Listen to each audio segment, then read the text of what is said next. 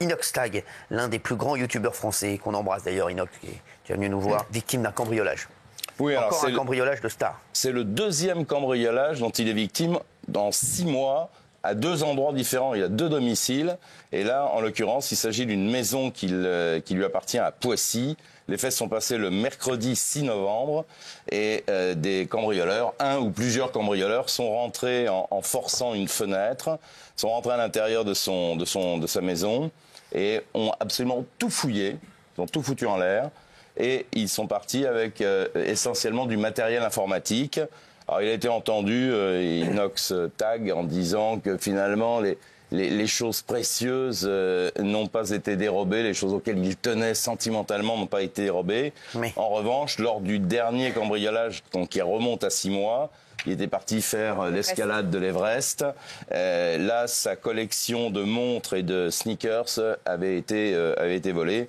Et donc, il a décidé de sécuriser ses bâtiments avec de la vidéosurveillance.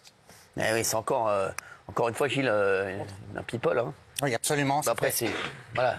Ah, c'est beaucoup, donc à chaque fois on se demande est-ce qu'il y a des listes qui circulent, mais sans doute, oui, il y a des commanditaires qui équipent souvent sur les réseaux sociaux des jeunes de cités pour aller cambrioler en leur donnant les adresses, voilà. Puis il s'était mis un peu en difficulté parce qu'il avait fait une vidéo avec un célèbre influenceur qui fait des vidéos sur des voitures où lui avait offert une montre de grande valeur pour le récompenser d'avoir monté l'Everest.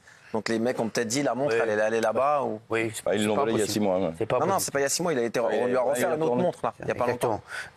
Gilles, il y a toujours une histoire insolite tous les soirs. Hein. On vous en raconte une, et là, il pousse la voiture des voleurs dans le fossé. Il est convoqué par la justice. Cette histoire est incroyable. Incroyable, écoutez. Il s'appelle Mathieu, il est bûcheron dans l'Hérault. Avant, il travaillait à l'Office national des forêts. Et il a une entreprise, il fabrique notamment des clôtures. Il en a marre parce que des gens lui volent en permanence du carburant et du matériel agricole, différents types de matériaux. Voilà. Il place des caméras chez lui. Et un jour, il voit des gens en train de lui voler en voiture du matériel. Il les course et à un moment, dans un virage, de manière involontaire, la voiture des voleurs stoppe et lui, il les percute, il les pousse dans le fossé. Qu'est-ce qui se passe? C'est lui, voilà, involontairement. Qu'est-ce qui va se passer? C'est lui qui est convoqué au tribunal. Et il est convoqué au tribunal, il est condamné à 1 000 € d'amende avec sursis. Et les voleurs, eux, pour des vols en réunion, sont condamnés à une amende, juste à une amende et avec une interdiction de fréquenter l'Hérault. C'est très léger comme peine. Eh bien, ils vont faire appel, les voleurs. Voilà, parce qu'ils estiment que c'est trop fort comme peine. Donc, il y avait plein d'agriculteurs en soutien à Béziers de ce Mathieu.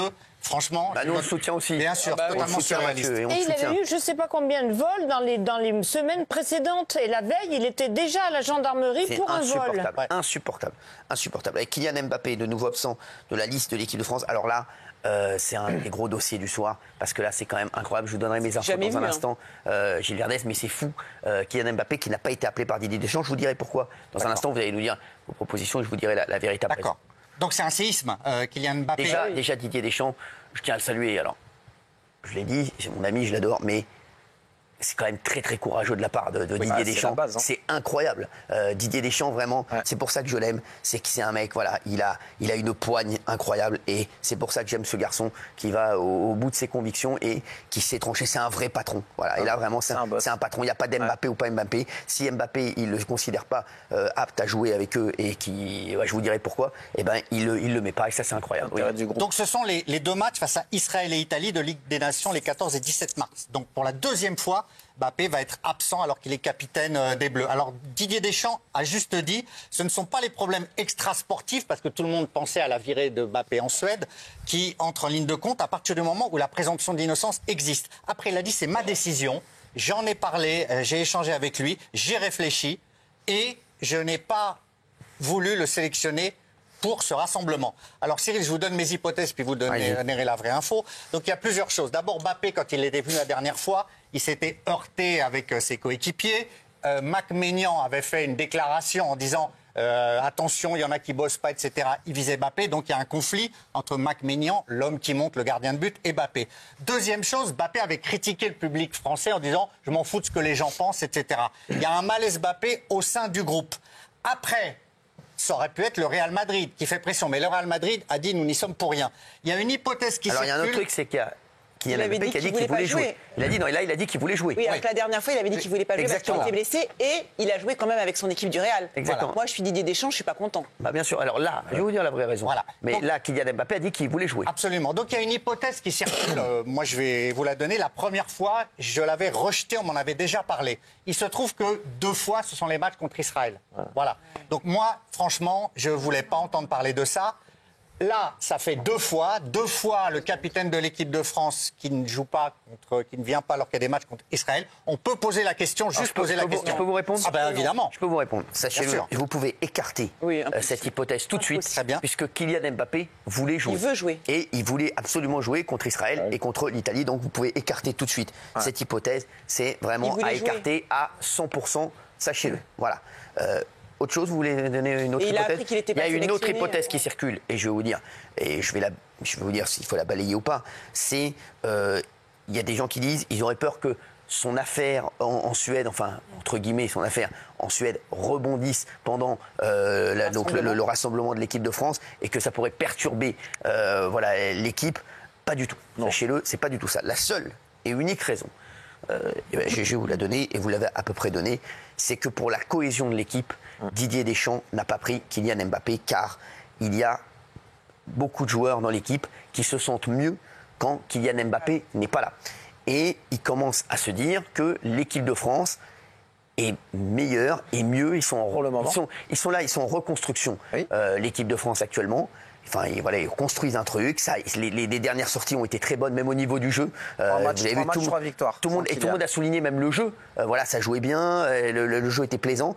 Et donc, pour l'instant, je pense que Didier Deschamps a envie de construire avec cette équipe et qu'il n'a pas envie que Kylian Mbappé vienne perturber ses coéquipiers et que Kylian Mbappé vienne perturber la montée en puissance de l'équipe de France et ce qu'il est en train à nouveau de construire Didier Deschamps.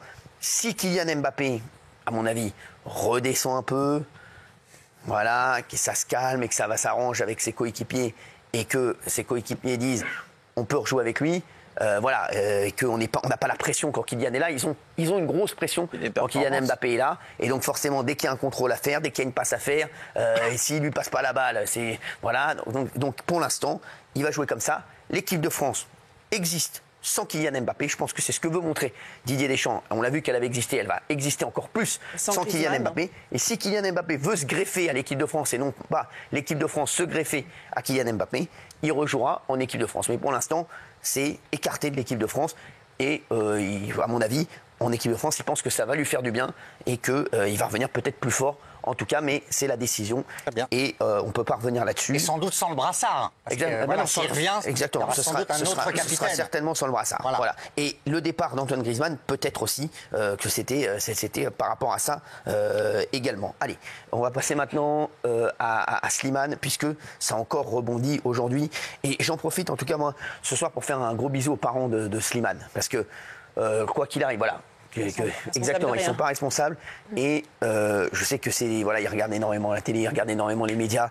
Et j'imagine pour eux, comme ça doit être dur, tous les jours d'entendre parler de l'affaire. Là, ça a encore rebondi aujourd'hui. Et ils vous regardent énormément. Et je les adore. Voilà, et sa maman, je me rappelle, je l'avais vue dans The Voice. Elle est très très proche de Slimane. Et et je sais qu'elle a des petits problèmes de santé. Donc je pense fort à elle et à son papa. Et bien entendu, je